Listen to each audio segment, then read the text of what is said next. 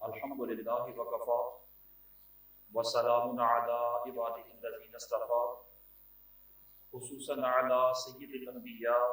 علیہ التحیۃ والثناء اما بعد فاعوذ باللہ من الشیطان الرجیم بسم اللہ الرحمن الرحیم رضی اللہ عنہم ورضوا عنہ اولئک حزب اللہ الا ان حزب اللہ هم المفلحون صدق اللہ مولانا العظیم وبلغنا رسوله النبی الکریم الامین ونحن على ذلك لمن الشاہدین والشاکرین والحمد للہ رب العالمین ان اللہ وملائکتہ یصلون علی النبی یا ایھا الذین آمنوا صلوا علیہ وسلموا تسلیما الصلاۃ والسلام علیک یا سیدی یا رسول اللہ وعلی آلک واصحابک یا سیدی یا حبیب اللہ الصلاۃ والسلام علیک یا شفیع المذنبین وعلی آلک واصحابک یا رحمۃ للعالمین۔ بعد از حمد و ثنا، آج جمعۃ المبارک کی اس نشست میں حضرت سیدنا امیر معاویہ رضی اللہ تعالیٰ کے حوالہ سے چند گزارشات آپ کے سامنے عرض کرنا مقصود ہے۔ اللہ کریم کلمات حقہ کو زبان پر جاری و ساری فرمائے۔ قرآن مجید فرقان حمید میں رب العالمین ارشاد فرماتا ہے رضی اللہ عنہم ورضوا عنہ، کہ صحابہ کی جماعت وہ پاکیزہ بابرکت اور مبارک جماعت ہے کہ اللہ ان پر راضی ہو گیا اور یہ اللہ سے راضی ہو گئے۔ اولئک حزب اللہ، یہ اللہ کی جماعت ہے۔ الا ان حزب اللہ هم المفلحون، خبردار اللہ کی جماعت ہی کامیاب جماعت ہے۔ اس آیت مبارکہ میں صحابہ کرام رضوان اللہ تعالیٰ علیہم اجمعین کی وہ مجموعی فضیلت بیان کی گئی ہے کہ جو صرف صحابہ ہی کا حصہ ہے، باقی صحابہ کے علاوہ عام امت میں سے جتنے بھی نیک لوگ ہیں ان سب کی خواہش یہ ہوتی ہے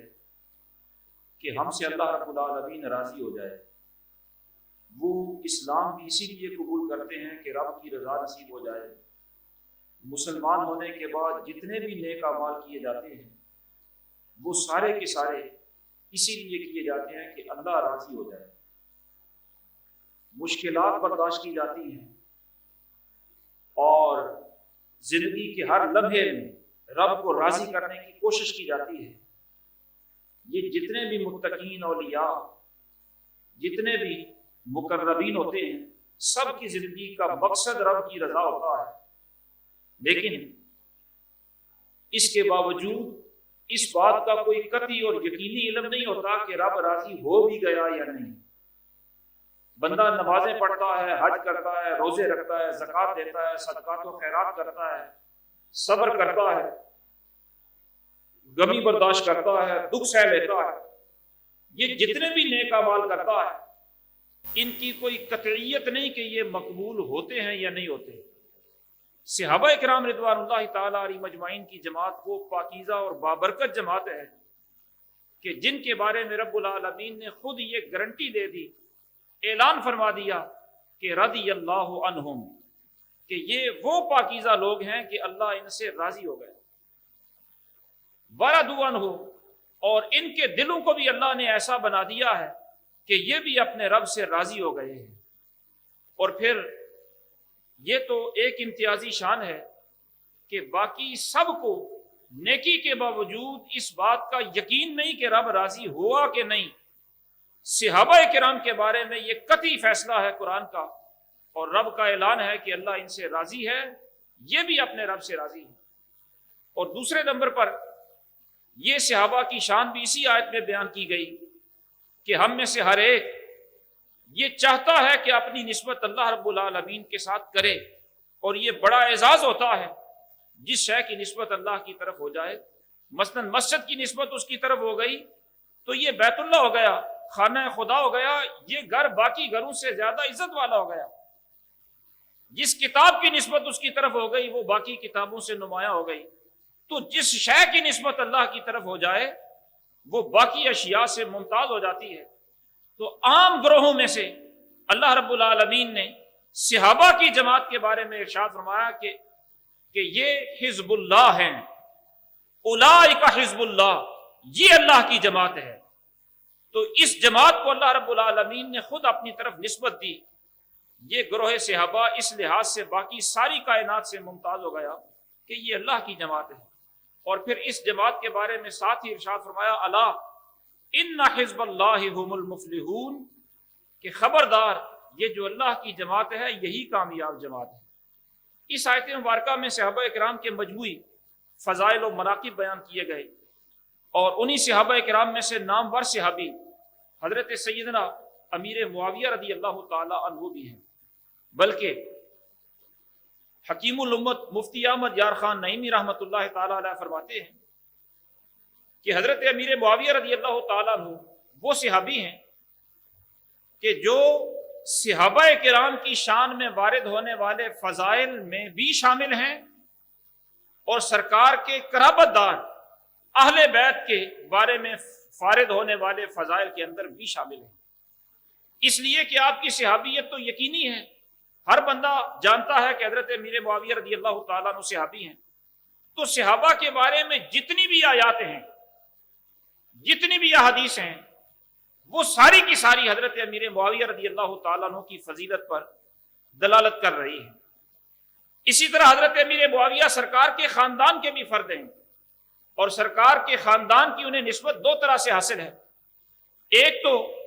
انہیں سرکار کے خاندان کی نسبت نسبی اعتبار سے حاصل ہے کہ حضرت امیر معاویہ کے جو آباء و اجداد ہیں، والد کی طرف سے یا والدہ کی طرف سے، ان کے پانچویں دادا عبد مناف بنتے ہیں۔ والد کی طرف سے بھی پانچویں، والدہ کی طرف سے بھی پانچویں دادا عبد مناف، اور سرکار دو عالم صلی اللہ تعالی علیہ وسلم کے چوتھے دادا یہی حضرت عبد مناف ہیں۔ اس اعتبار سے سرکار کا جو خاندان ہے قریش، اس قریش خاندان کی آپ دو شاخیں کریں، ایک شاخ میں بنو ہاشم سرکار ہیں، دوسری شاخ بنو امیہ، اس کے اندر حضرت امیر معاویہ ہے۔ یعنی خاندانی اور نسبی نسبت بھی سرکار کی انہیں حاصل ہے، اور بڑی قریب کی نسبت حاصل ہے، اور سسرالی نسبت بھی حاصل ہے کہ حضرت امیر معاویہ رضی اللہ تعالیٰ عنہ کی سگی ہمشیرہ حضرت سیدہ ام حبیبہ رضی اللہ تعالیٰ عنہا سرکار دو عالم صلی اللہ تعالیٰ علیہ وسلم کی حرم محترم ہے، سرکار کی زوجہ محترمہ ہے۔ تو یہ سرکار کے رشتے میں سرکار کے سالے لگے، برادر نسبتی لگے، اور اس نسبت کے اعتبار سے چونکہ حضرت ام المومنین ام حبیبہ پوری دنیا کے مسلمان اور اہل ایمان کی ماں ہیں، اور یہ ان کے بھائی ہیں، اس رشتے کے اعتبار سے حضرت امیر معاویہ رضی اللہ تعالیٰ عنہ کو خال المسلمین کہا جاتا ہے، یعنی یہ سارے مسلمانوں کے رشتے میں ماموں لگتے ہیں۔ تو سرکار کی خاندانی نسبت بھی انہیں میسر، سسرالی نسبت بھی میسر، اس لیے جتنی بھی اہل بیت اور قرابت والوں کے بارے میں وارد فضیلتیں ہیں وہ ساری کی ساری بھی حضرت امیر معاویہ رضی اللہ تعالیٰ عنہ پر منطبق ہوتی ہیں۔ صحابہ کے فضائل کے بھی جامع اور خاندان نبوت کے فضائل کے بھی جامع حضرت سیدنا امیر معاویہ رضی اللہ تعالیٰ عنہ نے، اور حضرت امیر معاویہ رضی اللہ تعالیٰ عنہ نے جو اسلام قبول کیا یہ صلح حدیبیہ کے سال قبول کیا۔ آپ خود فرماتے ہیں کہ صلح حدیبیہ کے سال میں نے اسلام تو قبول کر لیا تھا، لیکن اظہار اس وقت نہیں کیا۔ اظہار فتح مکہ کے موقع پر باقاعدہ اظہار کیا، اور آپ جانتے ہیں کہ جب سرکار دو عالم صلی اللہ تعالیٰ علیہ وسلم عمرہ کرنے کے لیے تشریف لائے حدیبیہ کے سال، اہل مکہ نے داخلہ سے روک دیا۔ سرکار نے اہل مکہ سے حدیبیہ کے مقام پر ایک معاہدہ فرمایا، اور طے یہ پایا کہ آئندہ سال سرکار آ کر عمرہ ادا فرما لیں۔ تو سرکار نے 7 ہجری کو عمرۃ القضاء ادا فرمایا، یعنی حدیبیہ سے جو واپس گئے تھے، آئے تھے عمرہ کرنے کے لیے لیکن عمرہ ہو نہیں سکا، یہ جو عمرہ قضا ہوا تھا، سرکار نے حدیبیہ سے اگلے سال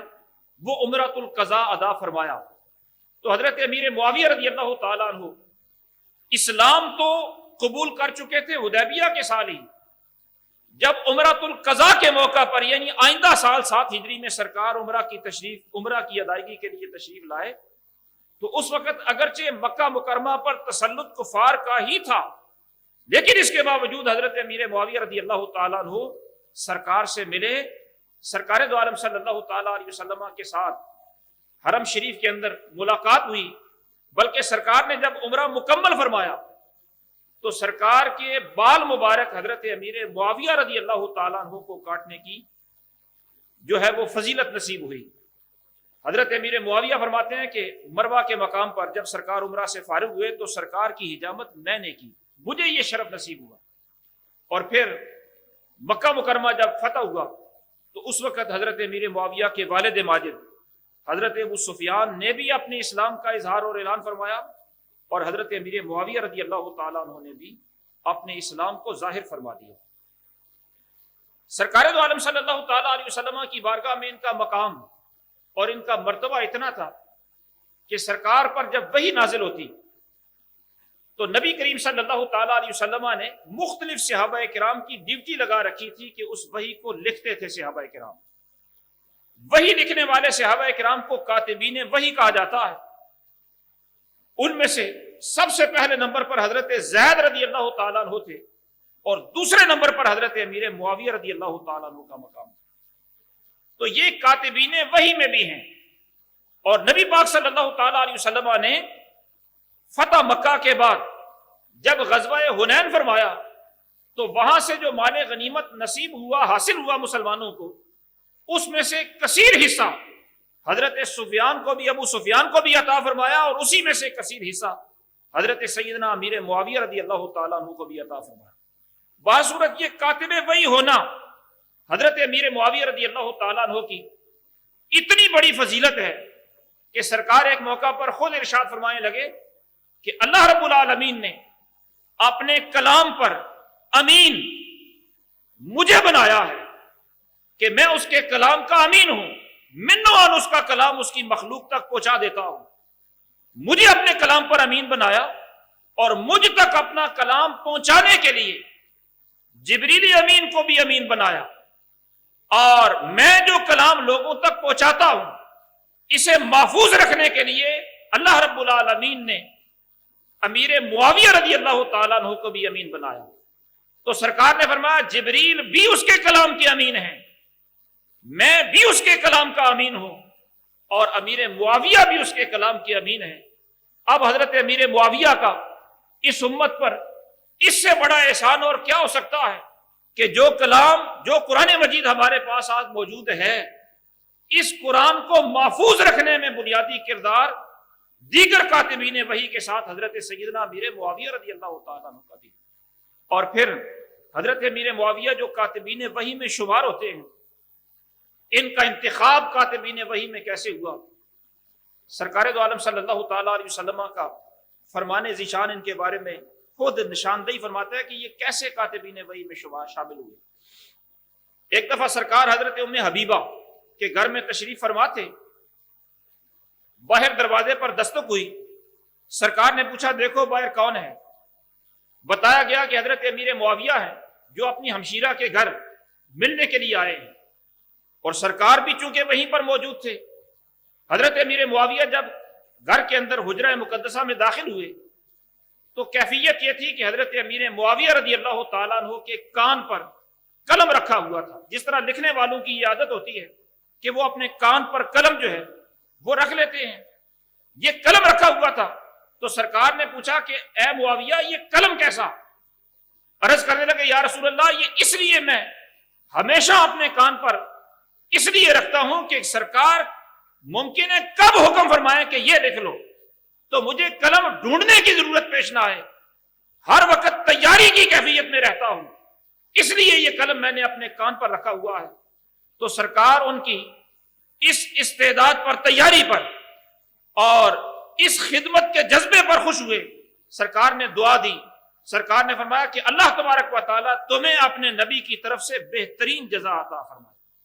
اور پھر سرکار نے فرمایا کہ تمہارا جو انتخاب میں نے وہی لکھنے کے لیے کیا ہے، یہ میں نے اپنی طرف سے نہیں کیا بلکہ اللہ رب العالمین کی وحی سے کیا ہے. رب العالمین کے حکم سے وحی لکھنے کے لیے میں نے تمہارا انتخاب کیا ہے. گویا کاتبین وحی میں جو ان کا شمار ہوتا ہے یہ وحی الہی کی بنا پر ہوتا ہے. اللہ رب العالمین نے اپنے کلام پر انہیں امین بنایا ہے اور حضور کی اس خدمت کے لیے یہ ہمیشہ مستعد رہا کرتے ہیں. اور پھر حضور نبی اکرم نور مجسم شفیع معظم صلی اللہ تعالی علیہ وسلم نے بارہا مواقع پر حضرت امیر معاویہ رضی اللہ تعالیٰ عنہ کے لیے دعائیہ جملے ارشاد فرمائے. ایک موقع پر سرکار نے انہیں دعا دیتے ہوئے فرمایا اللہم اجعلہ ہادیا مہدیا واہد بہ، کہ اے اللہ معاویہ کو ہادی بنا دے، مہدی بنا دے، ہدایت یافتہ بنا دے، واہد بہ، اور اسے ذریعہ ہدایت بنا دے. یعنی یہ خود بھی ہدایت پر ہوں، ان کی وجہ سے ہدایت دوسروں کو بھی ملے، یہ ذریعہ ہدایت بنے، مینارہ نور بن جائے ہدایت کے لیے. یہ دعا حضرت امیر معاویہ رضی اللہ تعالیٰ عنہ کے لیے خود سرکار نے ارشاد فرمائی ہے. اسی طرح ایک موقع پر نبی اکرم صلی اللہ تعالیٰ علیہ وسلم ان کے لیے دعا کرتے ہوئے فرمانے لگے کہ اللہم علم معاویۃ الکتاب والحساب وقہ العذاب، کہ اے اللہ میرے معاویہ کو اپنی کتاب کا علم عطا فرما، حساب کا علم عطا فرما، اور انہیں عذاب سے محفوظ فرما لے. سرکار ایک دفعہ حضرت ام حبیبہ کے گھر میں تشریف فرماتے، حضرت امیر معاویہ بھی موجود تھے. تو سرکار دو عالم صلی اللہ تعالیٰ علیہ وسلم نے حضرت امیر معاویہ کی طرف دیکھ کر فرمایا کہ ان قریب اللہ رب العالمین تمہیں حکومت عطا کرے گا، تمہیں حکومت کی چادر پہنائی جائے گی، قمیص پہنائی جائے گی. تو حضرت ام حبیبہ اپنے بھائی کے بارے میں یہ بشارت نبی سن کر عرض کرنے لگی یا رسول اللہ، اللہ رب العالمین انہیں امارت عطا کرے گا. سرکار نے فرمایا ہاں، لیکن اس امارت کے اندر کچھ مسائل بھی ہوں گے، اندرونی معاملات ہوں گے. تو حضرت ام حبیبہ رضی اللہ تعالیٰ عنہ عرض کرتی ہیں یا رسول اللہ پھر ان کے لیے دعا فرما دیں کہ اللہ رب العالمین ان مسائل، ان مصائب اور ان فتنوں کے شر سے انہیں محفوظ فرما دے. تو سرکار دو عالم صلی اللہ تعالیٰ علیہ وسلم نے اس موقع پر بھی حضرت امیر معاویہ رضی اللہ تعالیٰ عنہ کے لیے دعا فرمائی. دعا یہ کی کہ یا اللہ انہیں ثابت قدمی اور ہدایت عطا فرما اور برائی سے انہیں دور فرما دے، انہیں برائی سے دور فرما لے اور ان کی بخشش فرما دے. تو نبی پاک صلی اللہ تعالیٰ علیہ وسلم نے بہت سارے مواقع پر ان کے لیے دعا فرمائی. ایک موقع پر دعا فرمائی کہ اے اللہ مکن لہو فی البلاد، اے اللہ میرے معاویہ کو تو نے حکومت کرنے کی جو استعداد بخشی ہے، اس کو بروئے کار لاتے ہوئے، اس کا دنیا کو نظارہ کراتے ہوئے انہیں دنیا کی حکومت بھی عطا فرما، روئے زمین پر تسلط عطا فرما. چنانچہ حضرت امیر معاویہ رضی اللہ تعالیٰ عنہ فرماتے ہیں کہ جب سے سرکار نے میرے لیے حکومت کی دعا فرمائی، بلکہ ایک موقع ایسا بھی آیا کہ حضرت امیر معاویہ خود فرماتے ہیں کہ میں ایک دفعہ سرکار کو وضو کروا رہا تھا، اور ظاہر ہے لاکھوں ہزاروں سرکار کے صحابہ جاننے والے، ان میں جس کو یہ ڈیوٹیاں میسر آتی خدمت کی سرکار کی، وہ اپنے آپ کو بڑا خوش نصیب گنا کرتا. یہ بڑے قرب کی علامت ہوا کرتی تھی کہ جس کو حضور کی کوئی ذاتی خدمت میسر آ جاتی. تو حضرت امیر معاویہ کاتب وحی تو تھے ہی، باقی خدمات میں سے فرماتے ہیں کہ میں ایک دفعہ حضور کو وضو کروا رہا تھا، تو سرکار نے میری طرف نگاہ اٹھا کر دیکھا اور مجھے دیکھنے کے بعد فرمایا کہ اے معاویہ، اللہ جب تمہیں حکومت عطا کرے تو عدل و انصاف کرنا. حضرت امیر معاویہ فرماتے ہیں کہ تب سے میرے دل میں یہ یقین پیدا ہو گیا کہ دعا بھی سرکار نے کی ہے اور حکومت کے بارے میں مجھے نصیحت بھی فرما رہے ہیں کہ کس انداز سے کرنا. تو مجھے یقین ہو گیا کہ اللہ رب العالمین مجھے حکومت عطا کرے گا. اور پھر آپ حکمران بنے. حضرت سیدنا فاروق اعظم رضی اللہ تعالی عنہ نے آپ کو شام کا گورنر بنایا، اور پھر حضرت فاروق اعظم کے زمانہ سے لے کر تا دم وصال آپ حکمران رہے، اور 40 سال کا عرصہ آپ نے شام کے اندر حکمرانی کی. اور حضرت فاروق اعظم رضی اللہ تعالیٰ عنہ جب کسی کو گورنر بنایا کرتے تھے تو آپ جانتے ہیں کہ کتنی کڑی شرائط ہوتی تھی اور کتنا مشکل انتخاب ہوا کرتا تھا۔ اور حضرت فاروق اعظم بعض اوقات تو جسے لوگ عام سی لغزش سمجھتے ہیں اس کی بنا پر بھی معزولی کر دیا کرتے تھے، لیکن اس کے باوجود حضرت فاروق اعظم رضی اللہ تعالیٰ عنہ کے سارے زمانہ خلافت کے اندر حضرت امیر معاویہ رضی اللہ تعالیٰ عنہ کا اپنے عہدے پر برقرار رہنا یہ اس بات کی علامت ہے کہ حضرت فاروق اعظم رضی اللہ تعالیٰ عنہ آپ کے نظام حکومت پر مطمئن تھے، بلکہ جن علاقوں کے اندر آپ کی حکومت تھی وہاں سرحدی علاقوں کے اندر دوسری طرف روم کے علاقے، اور وہ اپنے وقت کی سپر پاور کا دفاع بھی کرنا اور اس کے علاقوں کو فتح بھی کرنا اور سپر پاور سے برسر پیکار رہنا، اس کے لیے جس شخصیت کی ضرورت تھی حضرت فاروق اعظم نے اس شخصیت کے لیے حضرت امیر معاویہ کو مناسب سمجھا، اور آپ حضرت امیر معاویہ کی تدبیر اور سیاست سے اتنے مطمئن تھے کہ جب لوگ یہ آپس میں باتیں کرتے کہ کیسر و کسرا کی سیاست بڑی عجیب ہے، وہ مدبر بڑے ہیں، ماہر بڑے ہیں سیاست کے، جب لوگ اس طرح کی باتیں کرتے تو حضرت فاروق اعظم رضی اللہ تعالیٰ عنہ فرمایا کرتے تھے کہ تم کیسر و کسرا کی سیاست کے بارے میں کیوں بات کرتے ہو؟ تمہارے پاس معاویہ نہیں ہے، ان کی سیاست ان کی سیاست سے کوئی کمتر ہے؟ ظاہر ہے آپ کی سیاست ان سے غالب تھی، اسی لیے سرحدی علاقوں کے اندر آپ نے نہ صرف اسلامی علاقوں کی حفاظت کی بلکہ آپ نے کیسر و کسرا کے علاقوں کو فتح بھی فرمایا۔ کئی ملک ہیں جو حضرت سیدنا امیر معاویہ رضی اللہ تعالیٰ عنہ کی کوششوں سے فتح ہوئے، اور پھر حضرت امیر معاویہ رضی اللہ تعالیٰ عنہ وہ صحابی ہیں کہ سرکار نے ایک موقع پر ارشاد فرمایا کہ میری امت کا وہ لشکر جو پہلا ہوگا بحری جہاد کرنے والا، سمندر اور دریا کراس کر کے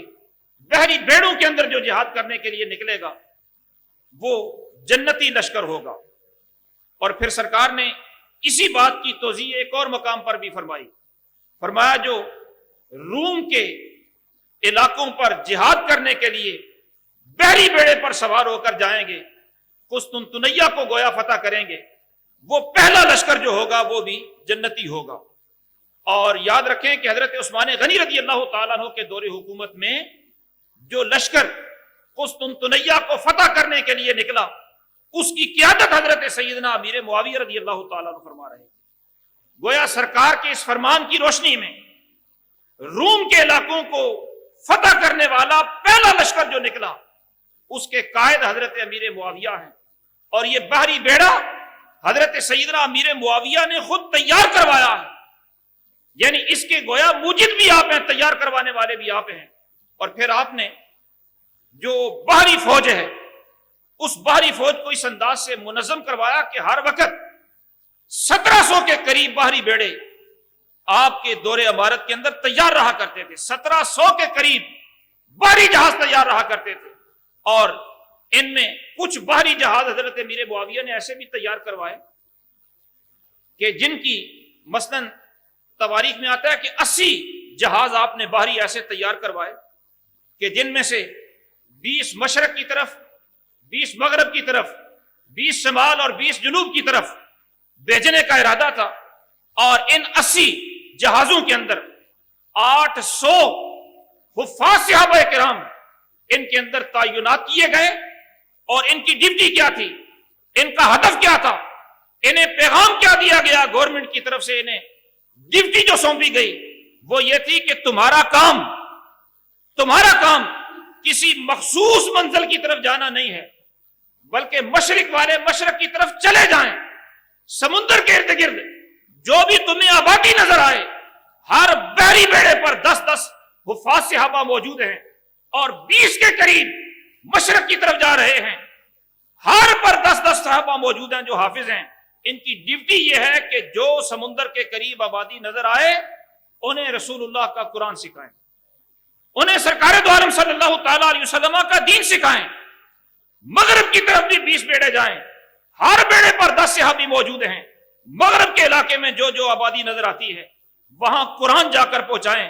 لوگوں کو اللہ کا کلام سکھائیں، جا کر یہ حضرت امیر معاویہ رضی اللہ تعالیٰ عنہ آپ کا یہ وہ کارنامہ ہے کہ اس کارنامے کی بنا پر کئی علاقے قرآن کے نور سے منور ہوئے ہیں اور کئی علاقے بغیر جنگ کے فتح ہوئے ہیں، لوگ علاقوں کے علاقے مسلمان ہو گئے ہیں۔ اور پھر حضرت سیدنا امیر معاویہ رضی اللہ تعالیٰ عنہ آپ کے جو احوال زندگی ہیں، قبرص آپ نے فتح کیا، کیساریہ آپ نے فتح کیا،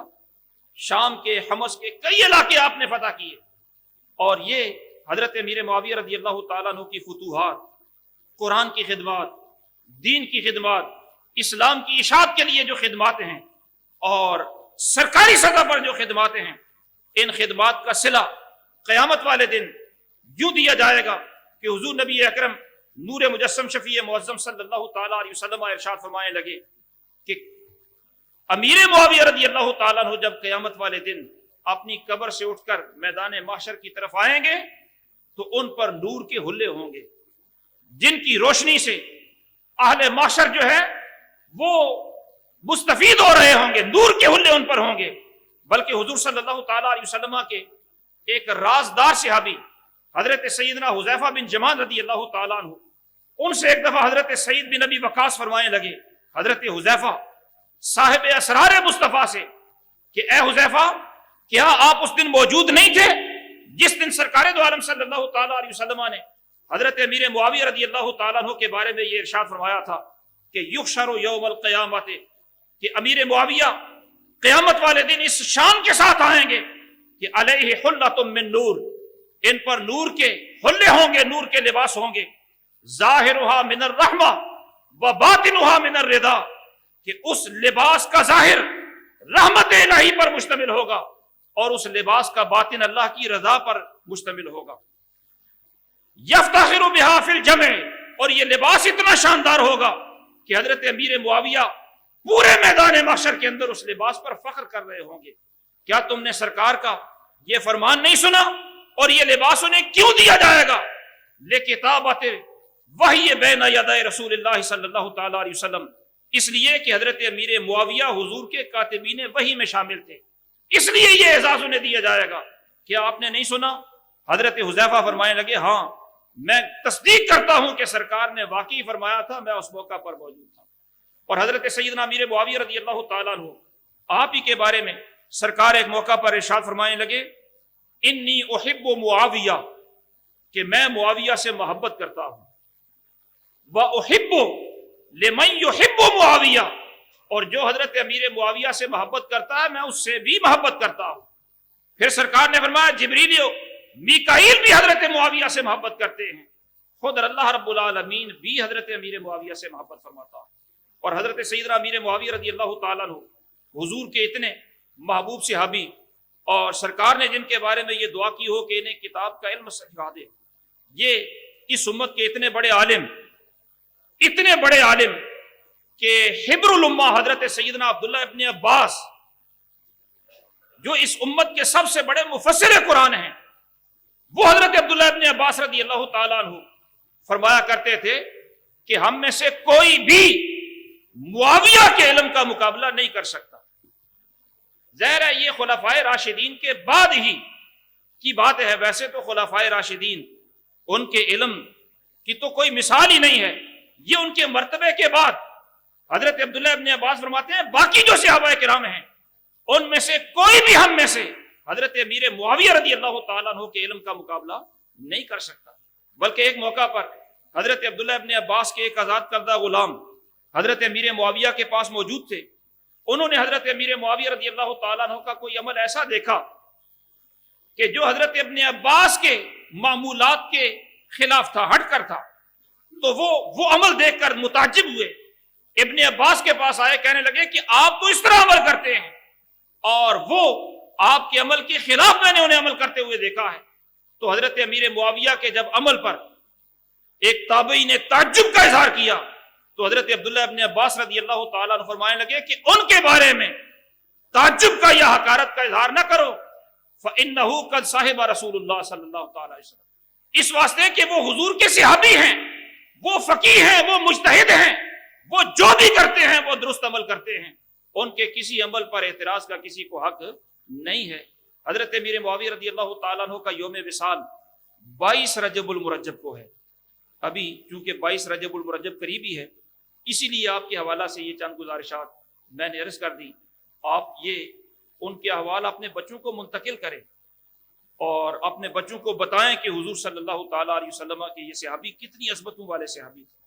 اور یاد رکھیں کہ جس طرح خلفائے راشدین میں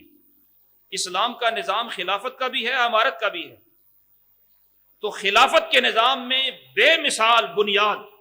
حضرت صدیق اکبر کی ہے. نظام خلافت کی بنیاد حضرت صدیق اکبر ہیں،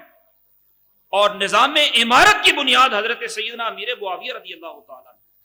جس طرح نظام خلافت کی بنیاد بے مثال ہے، اسی طرح اسلام کے نظام امارت کی بنیاد بھی حضرت امیر معاویہ بے مثال امیر ہے. دعا ہے اللہ رب العالمین انہی کلمات کو شرف قبولیت عطا فرمائے. وما توفیقی الا باللہ.